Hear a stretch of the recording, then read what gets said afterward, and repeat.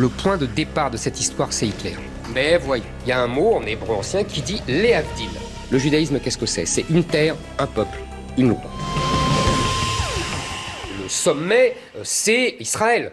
Bonjour à tous et bienvenue sur Baki Radio. Les adversaires politiques d'Éric Zemmour n'en finissent pas de le ramener à son judaïsme. Il y a quelques jours, c'était Bernard-Henri Lévy, puis le grand rabbin de France, Haïm Corsia, et encore plus récemment Jean-Luc Mélenchon. L'antisémitisme absurde et qui reste à prouver d'Éric Zemmour est le nouvel angle d'attaque choisi, sans grande originalité, il faut dire, pour tenter de freiner sa montée dans les sondages. Jean-Luc Mélenchon, quant à lui, ne le trouve pas antisémite et lui reproche justement de reproduire, je cite, les scénarios culturels du peuple juif. Sans doute a-t-il écouté notre émission de la semaine dernière et on le remercie. Je suis avec Mickaël. Bonjour Mickaël.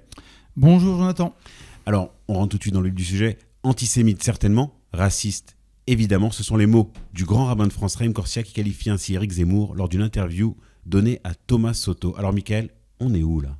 Alors, on peut dire que le phénomène Zemmour a tout bonnement relancé la question juive en France. La question juive, je le rappelle, qu'est-ce que c'est ? C'est de savoir si les juifs constituent un peuple à part, séparé, ou s'ils peuvent être des citoyens à part entière dans leur pays respectif, parfaitement intégrés, ou pour faire plaisir à Zemmour, parfaitement assimilés. Alors cette semaine, on a eu à ce propos 2 cas d'école. L'un juif en la personne du grand rabbin de France, Haïm Corsia, et l'autre non-juif en la personne de Mélenchon. On va commencer par écouter le grand rabbin. Où on en est de l'antisémitisme en France aujourd'hui ? Je crois que ce qu'on voit, c'est une violence du quotidien, une sorte de banalisation des actes, peut-être poussée par une banalisation des mots, peut-être poussée aussi de manière évidente, de mon point de vue, par cette violence permanente sur Internet. Et tant qu'on ne sera pas capable de sanctionner avec fermeté toutes les dérives, on arrivera à des gens qui, parce qu'on dit ils sont fous, ils sont pas conscients, enfin je sais tout ce qu'on a entendu, et pour Mireille Knoll et pour le docteur Sarah Halimi. Pourquoi des personnes qui manifestent contre des vaccins sont capables d'avoir des propos et des gestes antisémites ? Ok, alors ici, on entend une confusion assez scandaleuse, à mon sens, entre des antisémites qui se défoulent sur Internet, des manifestants qui portent une étoile jaune et les assassins qui ont martyrisé, torturé et finalement assassiné Sarah Halimi et Mireille Knoll. Tout se vaut. Le même qui va accuser Zemmour de relativiser le rôle de Pétain dans la Shoah, le même qui va, en chœur avec les autres, s'offusquer que Mera et ses victimes soient couchés sur une même page, le même nous sert une bouillie dans laquelle il mettra indifféremment du sang juif, des quenelles et des étoiles jaunes en papier. Pire encore, tout au long de l'interview, il va insister sur la nécessité absolue de contrôler l'expression sur Internet. Il va insister lourdement sur la faible peine, selon lui, dont a écopé la manifestante à la pancarte antisémite. Il va nous parler de tombes vandalisées, mais pas un mot sur l'ignominie du non-procès de l'assassin de Sarah Halimi, pas un mot sur Hyper Cacher. Toulouse, ce sera pour agonir Zemmour. Quant à Ilan Halimi, on y reviendra. Est-ce qu'il n'est pas dans son rôle, là, le grand rabbin de France, Haïm Corsia, en étant très républicain, en défendant la République, et surtout, est-ce qu'il n'est pas aussi dans le rôle de ce gouvernement, avec le en même temps macronien, qui amalgame un peu toutes les idées ensemble, et qui dit tout et son contraire surtout ? Oui, c'est exactement ça. En fait, ce que j'essaye de vous démontrer, c'est justement que Haïm Corsia est l'homme de la confusion. Il confond tout. Il a confondu, là pour l'instant, et vous allez voir la suite, il a confondu tout ce qu'il appelle toutes les formes d'antisémitisme, mais ça va de manifestants contre le pass sanitaire, qu'il appelle d'ailleurs manifestants contre le vaccin, on notera le glissement. À meurtrier assassins de juifs. Assassins, tortureurs, massacreurs, et tout ça dans le même sac, mais il appuie plus, justement, je pense, sur les formes les moins graves, entre guillemets, d'antisémitisme. D'accord ? On peut relever d'ailleurs Surtout que, excuse-moi de te couper, la comparaison avec la Shoah, c'est quand même quelque chose qui se fait tout le temps, à tous les étages, et même dans leur camp. Quand on veut dire du mal de Zemmour, on va faire des comparaisons avec les heures sombres, entre guillemets, avec... Là, Hitler, tu parles de l'étoile jaune. L'étoile jaune, oui. Oui. Donc c'est quand ça les arrange, en fait. Oui, c'est vrai que le fait que les manifestants aient porté des étoiles jaunes, certains manifestants aient porté des étoiles jaunes, ça a été très critiqué. Comment ose-t-on comparer avec le nazisme, etc. Mais la comparaison avec le nazisme et la Shoah, c'est la comparaison par excellence de nos jours. Hein. D'ailleurs, je m'en désole, hein, mais bon, le point Godwin est très, très répandu, et voilà, effectivement, c'est quand ça les arrange. On peut relever dans ces propos, encore une fois, une autre confusion très démagogique dans l'air du temps entre l'antisémitisme et la maladie, le virus. Qu'est-ce qu'on disait avant l'assassinat d'Ilan Halimi ? Ça va, il n'y a pas mort d'homme. Mais il y a eu mort d'homme. Il y a eu mort d'homme, il y a eu mort de femme, il y a eu tant et tant d'attentats terroristes qui ont ensanglanté le pays depuis 2006. En fait, il faut lutter contre tous les antisémitismes. D'abord parce qu'il y a un véritable risque de coagulation de tous ces antisémitismes qui sont les marqueurs permanents de toute la haine de la République. Nouvelle confusion, celle qui nous ramène encore une fois à la question juive. La confusion entre Ilan Halimi et tant et tant d'attentats terroristes qui ont ensanglanté le pays. Je ne sais pas si tu vois où je veux en venir. Ilan Halimi et les attentats de l'État islamique, par exemple, deux choses complètement différentes. Oui, et ce n'est pas les mêmes victimes. En fait, on a après l'apothéose. L'antisémitisme n'est pas la haine des Juifs, c'est la haine de la République. Je ne veux pas développer, mais la République qui répète 15 fois en 6 minutes d'intervention, là, c'est une sorte de mot de code chez les Juifs, disons, français, qui gravitent autour de l'élite du style de Raïm Corsia. Et vous aurez noté qu'il utilise de manière impropre le mot coaguler à la place d'agglutiner. Il dit coaguler toutes les formes d'antisémitisme. En réalité, coaguler, c'est pas ça. Mais il n'y a pas de hasard. Parce qu'effectivement, ce qui coagule, c'est le sang juif sur le sol de France. Le sang qui, pour lui, est hefker, c'est-à-dire sans valeur propre, sans nom. Un sang qui est l'objet de sa grande entreprise de confusion permanente. Toi, tu penses que c'est fait exprès ? Oui, bien sûr. En fait, d'un côté, le fait d'amalgamer comme ça toutes ce qu'il appelle les formes d'antisémitisme, aussi bien les meurtres que les propos, c'est pour masquer ce que dénonce Zemmour, à savoir qui tue des juifs en France. Qui ? Et en même temps, on revient encore une fois à la question juive. Envoyer le message au goïm que les juifs ne se distinguent pas d'eux. Mais c'est un message auquel Raïm Corsia ne croit pas, évidemment, hein, puisqu'il connaît le contenu de nos prières, il connaît le contenu de la Haggadah, de la Megillat Esther, et de manière générale, l'objet de toutes nos célébrations. Donc Zemmour lui répondrait, il y a un mot en hébreu ancien qui dit « Léhavdil », qui veut dire « séparer ». Quand on vit dans un monde bardé de préjugés, nous ne vivons pas dans la même société. Or moi, je crois qu'il faut qu'on redevienne tous des contemporains. Parce qu'il y a une seule communauté, c'est la communauté nationale. Bon, là, vous avez entendu, hein, le grand rabbin de France vous annonce que la communauté juive n'existe pas. Il n'y a qu'une seule communauté, la communauté nationale. On croirait entendre Jésus. Il n'y a plus ni juif ni grec. Mais moi, il me fait penser au maître du relativisme dans la Torah, à savoir Korach. Celui qui, en proclamant face à Moshe que toute la nation est sainte, confusion encore, contestait le leadership de politique de Moshe, Korach, Corsia, un peu cousin, aurait dit « Toute la République est sainte ». Voilà apparemment le rôle du grand rabbin de la France, dépouiller comme Korach Israël de son projet politique. Et c'est pas étonnant parce qu'on rappelle que les élèves de Korach étaient justement Dathan et Aviram, ceux qui regrettaient l'exil et qui accusaient Moshe de nous envoyer mourir dans le désert. Bon, on voit ça très bien dans le film. Et puisqu'on parlait de Jésus, je veux rappeler que le Rav Kook avait déjà établi que Korach était le précurseur de ce qui seront les idées chrétiennes, c'est-à-dire tout se vaut en réalité. Ces idées chrétiennes, ces idées juives devenues folles. Et Zemmour dans tout ça, finalement, alors ? Alors sur Zemmour, écoutez, on va écouter Monsieur le Grand Rabbin. Raïm Corsia, Éric Zemmour fait beaucoup parler de lui. Est-ce qu'il vous fait honte, Éric Zemmour ? Est-ce qu'il fait honte aux Juifs de France aujourd'hui ? Pourquoi les Juifs ? Il l'est ? Il le dit ? Moi, je ne me demande jamais la religion des uns et des autres. Mais vraiment, je ne ris pas de cela. Je dis que je ne me suis jamais posé la question de la religion, jamais, d'un intervenant sur la scène publique. Alors vous avez entendu, là Raïm Corsia tente un trait d'humour perfide. Il est juif, Zemmour ? Ouais, voilà. Zemmour, vous êtes juif, ah bon ? En excommuniant Zemmour en une phrase. Hein. J'ai jamais vu ça depuis Spinoza.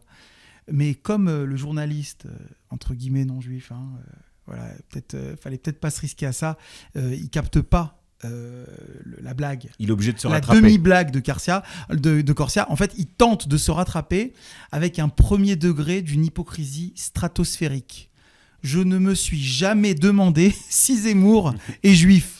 Et il dit, je suis sérieux. Et au passage, un petit coup de judaïsme en tant que religion privée et post-nationale très républico-compatible. Il répond à nouveau, j'y reviens, à la question juive par la confusion. C'est-à-dire qu'il fait sortir Zemmour du peuple, mais après, il se défend en fait en disant non, mais vous savez, moi je connais pas la religion des gens. Bon, là, c'est du grand art. Est-ce qu'il s'est pas retrouvé justement un peu mal à l'aise, voilà, comme tu dis, mal à l'aise devant Thomas Soto, qui sait pas trop quoi lui dire pourquoi il est juif, Zemmour. Oui, mais là, c'est juste le juif qui est mal à l'aise face au goy, parce que le juif a été trop loin dans l'autodérision, en fait. Alors que le goy, il est gêné, il a peur de paraître antisémite. Voilà, c'est ça. En fait, c'est le juif qui a fait une blague juive devant un goy qui comprend pas. Si Raïm Corsia se permet d'excommunier comme ça Zemmour, c'est qu'il est accusé de racisme. Alors, est-ce qu'il est raciste, Éric Zemmour ?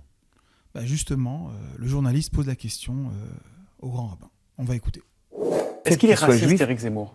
Antisémite, certainement. Raciste, évidemment. Antisémite, certainement. Raciste, évidemment. Alors, qu'est-ce que ça veut dire ? Écoutez, faites très attention. Le journaliste lui demande s'il est raciste. Et pour coller avec l'entreprise lancée par le CRIF et toute la bande, pas une voix juive pour Zemmour, il amalgame.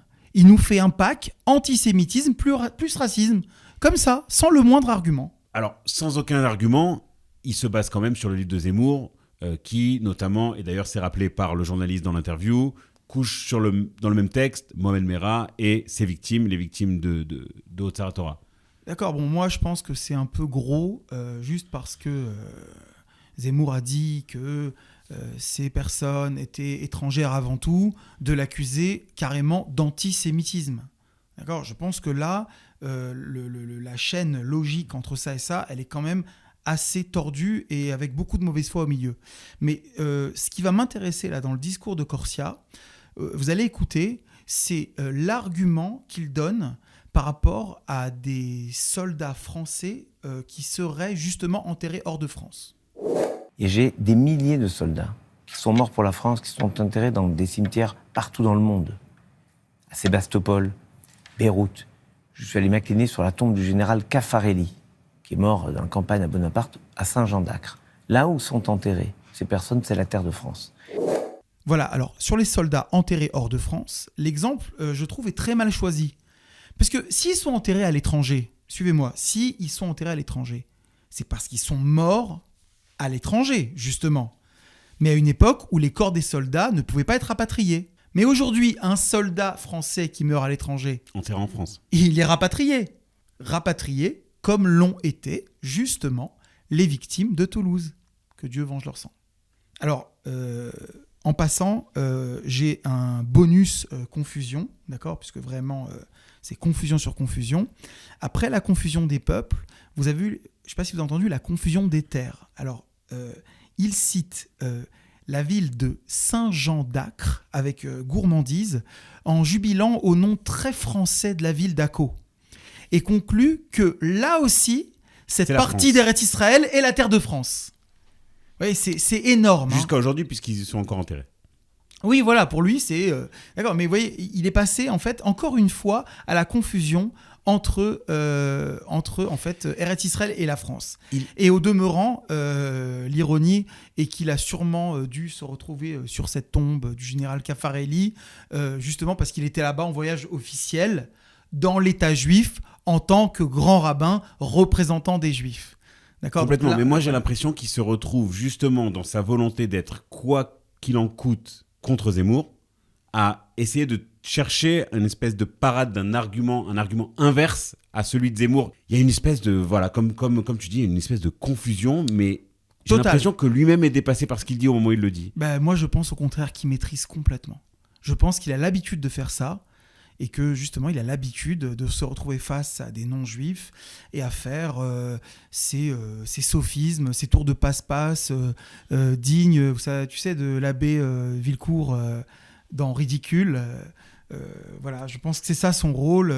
Je vous ai brillamment démontré aujourd'hui l'existence de Dieu, mais je pourrais démontrer le contraire s'il plaît à Sa Majesté. Et on l'exécute, c'est bien ça, ou alors il se fait excommunier directement? Oui, alors effectivement, voilà, ça c'est un petit peu la blague de trop, et c'est ce qui lui arrive face aux journalistes. Mais je pense qu'il fait attention à ce que ça lui arrive pas face au président de la République. Bon, alors on va quand même enchaîner sur le deuxième sujet. Jean-Luc Mélenchon. Alors Jean-Luc Mélenchon, je reviens sur ce qui a été dit quand même, il nous parle de scénario. Alors pour lui, on lui pose la question, est-ce que Zemmour est antisémite? Il dit peut-être, mais quand même, il recrée, reproduit des scénarios culturels du peuple juif, donc l'entre-soi, le rejet de la créolisation selon lui, que prône selon lui Éric Zemmour d'ailleurs. Et il s'est vu, alors ce qui est rigolo, c'est qu'il s'est vu taxé d'antisémitisme pour ses propos, décidément. Alors c'est une épidémie, pas l'antisémitisme, mais l'accusation d'antisémitisme est devenue une épidémie. Alors, qu'est-ce qu'il en est, Mickaël? Alors, le fait que le grand rabbin de France ait qualifié Zemmour d'antisémite, ça fait quand même du bruit. Hein. Et donc, justement, on a demandé à Mélenchon ce qu'il en pensait. Juste une question. Permettez? Je vous en prie. On en est où, là? On est à l'antenne. Ah, très bien. Il est antisémite ou pas? C'est une vraie question que se pose la communauté juive, notamment. Vous avez entendu Raïm Corsia? Vous avez entendu Raïm Corsia? Oui. Il me semble que il se trompe. Monsieur Zemmour ne doit pas être antisémite parce qu'il reproduit beaucoup de scénarios culturels. On change rien à la tradition, on bouge pas, la créalisation, mon Dieu, quelle horreur. Et tout ça, ce sont des traditions qui sont beaucoup liées au judaïsme. Donc il y a ça, ses mérites, et ça lui a permis de survivre dans l'histoire. Donc moi, je crois pas qu'il soit antisémite. Enfin, je sais pas, parce que véritablement, c'est pas vraiment mon problème. S'il est antisémite, il sera condamné. Il est raciste, ça c'est sûr. Alors là, c'est fantastique, parce que après Korach, on a quasiment mot pour mot l'accusation formulée par Haman dans le livre d'Esther, l'accusation du peuple qui est séparé, qui ne se mélange pas aux autres, et dont la religion est différente de la religion du roi. D'accord, tu connais la citation dans Megastar. D'accord. Et donc, qu'est-ce qu'on a ici? Suis bien. Après l'attaque par confusion venue d'un juif, on a l'attaque par distinction venue d'un non-juif. Là où la distinction de Mélenchon-Haman est tout aussi hypocrite que la confusion de Corsia-Korach, c'est qu'il se sert d'Israël en tant que peuple pour attaquer son séparatisme, mais se sert d'Israël en tant que religion pour rester dans le cadre de la loi qui autorise la critique des religions, mais non des peuples. On est encore au cœur de la question juive. Peuple ou religion? Pour Mélenchon, c'est un coup comme ça, un coup comme ça. D'accord? Il tend ici un piège grossier à Zemmour sur le mode « puisque tu te permets de critiquer l'islam », ceux dont Mélenchon est persuadé qu'ils sont ses électeurs, voilà, eh bien, je me permets d'attaquer le judaïsme en tant qu'idée, et donc il n'y a pas d'antisémitisme ici. Là où Corsia répondait à la question juive, la nouvelle question juive posée par Zemmour, cette nouvelle affaire Dreyfus, même par la confusion, peuple-religion, Mélenchon y répond par la distinction peuple-religion. Pour Corsia, le peuple, la religion, la France, Israël, les assassins, les manifestants, tout ça c'est pareil. Par contre, pour Mélenchon, les juifs, c'est un coup un peuple, un coup une religion, selon que je veuille attaquer ou me défendre. Mais est-ce qu'il n'a pas un peu raison, Jean-Luc Mélenchon, quand il dit ça? Est-ce que c'est pas un peu comme ça que se comporte le peuple juif? Et d'ailleurs, il dit lui-même, c'est grâce à ça que le peuple juif a survécu. Oui, non, mais sur les faits, Jean-Luc Mélenchon a raison. D'ailleurs, Haman aussi avait raison. Donc les accusations d'antisémitisme sont ridicules, grotesques. Envers Mélenchon. Mais si, justement. Parce que ce que j'essaye de vous démontrer, c'est que cette distinction, elle est hypocrite. C'est-à-dire qu'il n'y va pas jusqu'au bout. Mélenchon, en tant qu'accusateur du peuple juif qui se sépare, ne va pas jusqu'à être sioniste. Ouais. Tu comprends ce que je veux dire? C'est quand ça l'arrange, encore une fois. Voilà, si Haman avait été le précurseur de Herzl, eh bien, il n'aurait pas eu ce destin-là et ça aurait été un juste parmi les nations. Donc, en réalité, ce qu'on voit ici, c'est que c'est ce que j'ai dit, c'est-à-dire que Cette confusion et cette distinction peuvent se justifier. Mais dans les deux cas, elles sont hypocrites. Parce que à la fois Corsia il sait que nous sommes un peuple séparé, mais il fait comme si. Et Mélenchon sait que nous sommes un peuple séparé, mais il ne va pas jusqu'au bout de la démarche. Et ce qui est frappant dans la démarche de Mélenchon, c'est que, à l'instar d'Aman, il s'attaque à tous les juifs à cause de l'humiliation que lui a fait subir un seul juif. Éric Zemmour. Un juif, exactement. Un juif qui se dit assimilé, qui a un nom assimilé. Je rappelle que Mordechai, ça vient du dieu Marduk. C'est un juif donc qui traîne dans les palais royaux, mais un juif qui n'a pas oublié d'où il vient et qui a quand même la faveur du souverain. Et je rappelle qu'en France, le souverain, c'est le peuple. Mais alors Zemmour, c'est Mordechai ? Oui, en quelque sorte, je dirais que Zemmour, c'est Mordechai qui en réalité se prend pour Moshe et qui fait croire aux Français qu'il est Jeanne d'Arc. Alors je te laisse la responsabilité de cette comparaison. Oui, alors justement, parce que là, on n'a fait que des comparaisons. Hein. On avait Korach, on avait Aman, voilà, Moshe, Mordechai. Mais fun fact... Il nous manque Bilam. Voilà, bon, Bilam, on en reparlera une autre fois. Mais fait amusant, Aman et Korach sont cités dans le Coran comme étant deux associés. On parle là-bas, on dit que ce sont les deux conseillers de Pharaon. Ça ne s'invente pas. D'accord ? Donc, il y a une idée comme ça, comme quoi il y a une continuité entre Korach et Aman. Et même chez Chazal, même chez les sages du Talmud, on les associe. Qu'est-ce qu'on dit ? On dit qu'il y a eu dans l'histoire deux hommes immensément riches, un en Israël, Korach, et un chez les Goïm, chez les nations, Aman. Et en réalité, ce qu'on explique là-bas, c'est que, en fait, leur motivation trouvait leur source dans la pure jalousie. Donc, je vous laisse... Zemmour les rend tous fous. Voilà, c'est ça. Et en fait, c'était des figures qui avaient une recherche immodérée des honneurs. Et c'est ça qui les a fait tomber, en réalité. Bon, Chazal disent aussi qu'ils sont tombés parce qu'ils ont suivi les conseils de leur femme. Mais bon, on va pas trop en dire parce qu'on est déjà trop zémourien ici. Alors, il y a une deuxième phrase de Mélenchon dans une autre interview où il parle, où on compare les policiers français qui ne devraient pas... Apolline de Malherbe compare les policiers français qui devraient faire comme Jésus sur la croix. Oui, on va écouter, voilà, allons-y. Mais est-ce que les forces de l'ordre doivent être comme Jésus sur la croix qui ne réplique Écoutez, pas ? je ne sais pas si Jésus était sur la croix, je sais qu'il y a mis, paraît-il, ce sont ses propres compatriotes.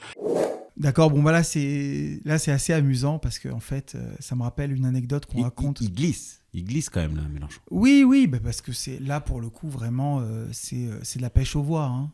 D'accord, c'est-à-dire que Mélenchon est persuadé que si une grande partie des électeurs musulmans se mobilisent en sa faveur au premier tour, il a une chance de passer. C'est sur ça qu'il mise. Donc il va continuer sur cette lancée. Et puis Zemmour, c'est parfait, puisque c'est à la fois le juif qui est contre les musulmans et à la fois c'est le juif. Donc là, pour Mélenchon, voilà, il a trouvé son axe. Ouais, il a trouvé son axe. Mais c'est marrant parce que ça me rappelle une anecdote qu'on cite souvent à propos de Manitou. Alors, normalement, c'est une anecdote qui est drôle, mais là, elle est moins drôle parce qu'en fait, c'est quasiment ce qu'a dit Mélenchon. En fait, Manitou raconte qu'il était comme ça à une conférence avec des juifs, des non-juifs, etc. Et puis à un moment, il y a quelqu'un, un non-juif qui vient, qui s'approche de lui et qui lui dit vous savez, moi, ces histoires de Jésus mort sur la croix, ressuscité, vous savez, moi, ça fait longtemps que j'y crois plus, vous comprenez. Nous sommes des gens cultivés d'un autre niveau. Mais entre nous, pourquoi vous l'avez tué ? Voilà. Donc là, Mélenchon fait de l'humour de Manitou sans le savoir. Bon, alors ça nous amène à notre troisième et dernier sujet de l'émission. Le 25 octobre, Éric Zemmour était invité par Jean-Marc Morandini à visiter la ville de Drancy et suite à un débat avec une musulmane voilée, cette dernière enlève de son plein gré son voile. Alors Mickaël, si j'enlève ma cravate, est-ce que tu enlèves ta kippa ? Bon, alors, sur cette séquence, on a dit beaucoup de choses, mais moi, ce que j'ai relevé, c'est que, en fin de compte, Zemmour a été un peu ridicule. D'accord, il a enlevé la cravate, il s'est retrouvé comme ça, débraillé, avec le col en l'air. On peut dire que c'est une scène assez malaisante. Oui, on était gênés. Mais c'est drôle parce que, en fait, pour les adversaires de Zemmour, c'est horrible ce qu'il a fait. Il a fait enlever le voile à quelqu'un. Voilà, les musulmans, et certains étaient même... Oui, certains ont même condamné, ont même fait des masses de mort, etc. Et de l'autre côté, de venir sur le plateau de Cyril Hanouna pour s'expliquer, voilà, pour ça c'est comme d'habitude, un peu implorer le pardon de ses coreligionnaires. Et de l'autre côté, du côté des soutiens de Zemmour, c'est le héros, c'est celui qui a dévoilé, enfin les femmes, qui a fait respecter la laïcité. Mais moi, je peux pas m'empêcher, pardon, je te coupe, mais je peux pas m'empêcher d'imaginer si c'était une juive. Avec un kissouille roche, avec son foulard, ça nous aurait dérangé. Bien sûr, parce que de toute façon, même avec une musulmane, c'est gênant en fait. Bien sûr. Mais tout le monde ne le regarde pas de cette façon-là. Oui, mais c'est ce que je dis, c'est qu'on ne se prête pas à ce genre de cirque. Mais en réalité, ce que je voulais dire, c'est que peu de gens y ont vu le cirque, parce qu'en réalité, en tout cas chez les soutiens de Zemmour, ça leur fait plaisir de voir. Il y a tellement une soif, il y a tellement geste est symbolique. Il y a tellement une soif d'identité et d'anti-islam en réalité que même si Zemmour se retrouve nu sur la chaussée avec sa cravate et un entonnoir sur la tête, que sais-je, non, ça restera le héros. Voilà, le héros, le combattant de l'islam, tout simplement, le combattant contre l'islam. Merci Mickaël pour cette émission, c'était tout pour cette semaine et merci à vous de nous avoir écoutés et on se dit à la semaine prochaine. Au revoir.